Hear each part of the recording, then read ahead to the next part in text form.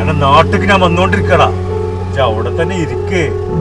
എന്ത് ഇജ്ജിപ്പൊ എവിടെ ഉണ്ടെന്നും ഇജെന്താ ചെയ്യണെന്നൊക്കെ എനിക്ക് നന്നായിട്ട് അറിയടാ. എന്റെ വീട്ടിൽ ഞാൻ ഇന്ന് വന്നിട്ട് ഞാനിന്ന് അവിടെ ഇരിക്കേ, അവിടെ ഇരിക്കടാ ചേച്ചേ. എന്റെ തരാനുള്ള പൈസ അല്ലാതെ ഞാൻ അവിടെ നിന്ന് പോരില്ല. എന്റെ പേരേക്ക് ഒന്ന് കീറടാ, അവിടെ ഇരിക്കേ. രണ്ടിലൊന്ന് തീരുമാനിച്ചിട്ട് ഞാൻ എന്റെ പേരിന്ന് പോരുള്ളടാ. ഇനി ഞാൻ വരുന്നുണ്ടെന്ന് വിചാരിച്ചേ എവിടെയെങ്കിലും പോയിക്കണ മുങ്ങാൻ നിക്കണ്ട. ഈ ദുനിയാവിന്റെ ഏത് കോണിച്ച് പോയി ഒളിച്ചാലും അന്നെ ഞാൻ പൊക്കോടാ ചേറ്റേ. ഇതിനെ പറ്റിച്ചുകൊണ്ട് പോയണടാ. ഒന്ന് പോടാ, ഇതിന്റെ തനി സ്വഭാവം അറിയണാ. അന്നിങ്ങാട്ടും വലിയ പെരുങ്കള്ളന്മാരൊക്കെ ഞാൻ കണ്ടതാടാ. അന്നൊക്കെ ഞാൻ തച്ചു കൊള്ളണം എന്റെ കാര്യം നിരന്നുണ്ടെങ്കില്. കള്ള ചേറ്റ. എന്ത് ഇതൊന്നും പറയണ്ടടാ, ഇതൊന്നും പറയണ്ട. വേണ്ടടാ, ഞാൻ വരുന്നുണ്ടടാ എന്റെ പെരീക്ക്. കാണിച്ചു തരാ അന്നെ പെരീന്ന് ഭരിച്ചിട്ട് ഇറക്കി തല്ലണ ദിവസടാ. വരും. അപ്പോ വിട്ടൂട്, അടുത്ത ജംഗ്ഷനിൽ ചോദിക്കാം. ഇതാരാ മനസ്സിലാക്കാ? ഇപ്പൊ വിളിച്ചോനേ ഒരു പെരുങ്കള്ളനാണ് ചേറ്റ. സൗദിയില് ഓന്റെ കടിയിൽ നിന്ന് പാർട്ണർഷിപ്പ് കൂട്ടാറിഞ്ഞാണ്ടേ 5 ലക്ഷം ഉറുപ്പ്യ എന്നെ പറ്റിച്ചത്. 5 ലക്ഷം ഉറുപ്പ്യ. ഇത് വണ്ടി വിട്, അടുത്ത ജംഗ്ഷനിൽ ചോദിച്ചോക്കാം. ഓന്റെ പെരി കേറിയിട്ടുള്ളൂ ബാക്കി കാര്യം. അതിന് വേറെ വർത്താനമില്ല. 5-6 മാസം കഴിഞ്ഞാണ്ട് ലാഭമൊന്നും വരാതായപ്പോഴേ ഞാനൊന്ന് കടിയിലൊന്ന് പോയോക്കി. അപ്പൊ ഈ കള്ളനുണ്ടല്ലോ, പെരുങ്കള്ളൻ, അതിന്റെ ഒരാഴ്ച മുമ്പ് കടയും വിറ്റിക്കാണ്ടുള്ള പൈസ മുഴുവൻ പൊറുക്കിയിട്ടേ നാട്ടിക്ക് വിമാനം കയറിയവനാ. ഓനെന്ന് ഞാൻ പിടിച്ചിട്ടുള്ളൂ ബാക്കി കാര്യം. ഓനെ കണ്ടുപിടിച്ചിട്ട് 5 ലക്ഷം ഉറുപ്പ്യ വാങ്ങാന്നുള്ള ഒരൊറ്റ ലക്ഷ്യത്തിന്റെ പേരില ഞാൻ റീ എൻട്രി അടിച്ചുകൊണ്ട് പെട്ടെന്ന് നാട്ടിക്ക് പോന്നെ.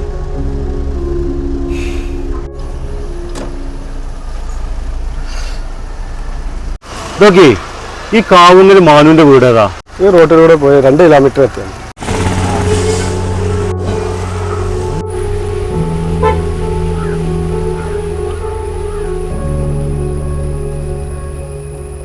കാക്കാ,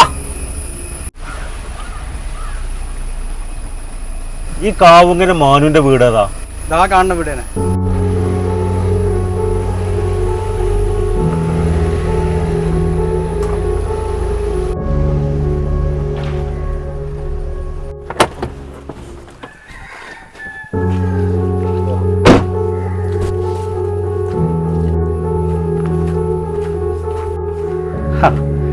മാനുവക്കാന്റെ വീട് തന്നെ? നിങ്ങൾ മാനുവക്കാന്റെ കുട്ടികളാ? ആ, പാനൊന്ന് വിളിക്കോ?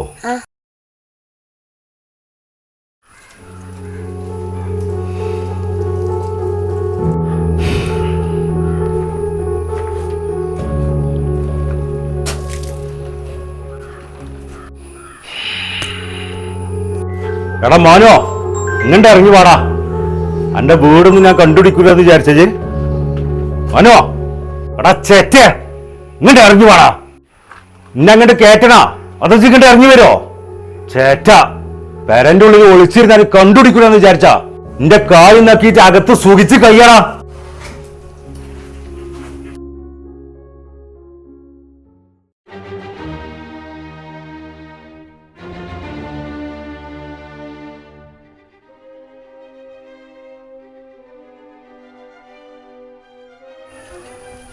എന്ത് പറ്റി മാനോ?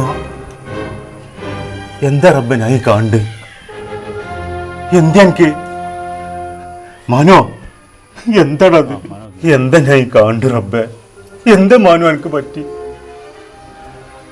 മൻസൂറേ, ഇതൊന്നും കയറിയിരിക്കടാ.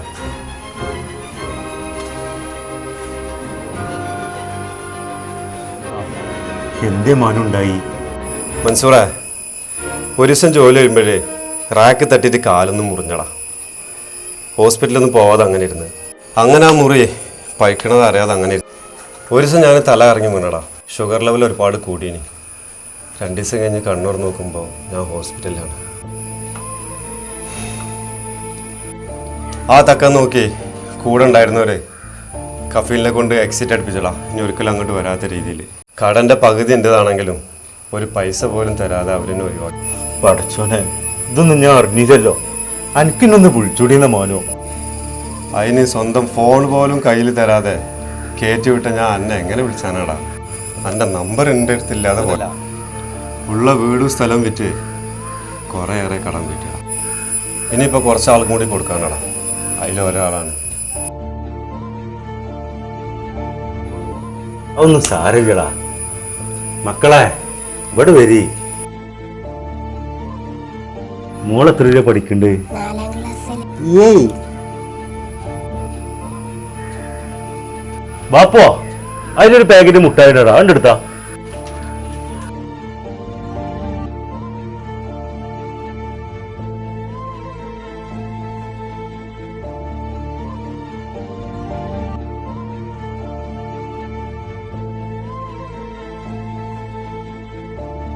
എടേ ചായ എടുത്താടേ.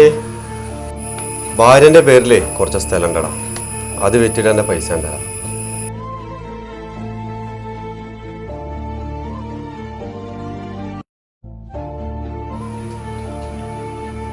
ചായ കുടിക്കടാ മൻസൂറേ. ആ കുട്ടിയെ ചായ കുടിച്ചടാ, ഇങ്ങോട്ട് വാ. എന്നാ മോനോ ഞങ്ങൾ ഇറങ്ങാണ്. മൻസൂറേ, എൻ്റെ പൈസ ഞാൻ പെട്ടെന്ന് തരുട്ടടാ. ഇന്റെ പൈസ എൻ്റെ പാർട്ണർ എടുത്തുന്നേ ഞാൻ വാങ്ങിച്ചോളാം. അതോർത്തിച്ച് ടെൻഷൻ ആവണ്ട. എൻ്റെ പൈസ ഞാൻ വാങ്ങി തരും. രാവിലെ പെങ്ങളെ പെരയ്ക്ക് കുറച്ച് മുട്ടായി വാങ്ങിയാണ്ട് ഇറങ്ങിയതാ കുട്ടികൾക്ക്. പോണ ബൈക്കിലാണ് എൻ്റെ പേരിലൊന്ന് കയറി അന്നൊന്ന് കാണണമെന്ന് വിചാരിച്ചത്. അപ്പോൾ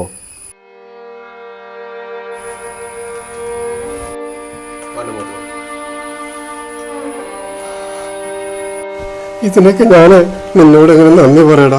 എൻ്റെ കഥ അറിയാതെ ഞാൻ എന്നെ കുറേ ചീത്ത പറഞ്ഞിട്ടുണ്ടടാ. ജിന്നോട് പുറത്ത് മാത്രം മതി, ജിൻക്ക് പുറത്ത് തരണടാ.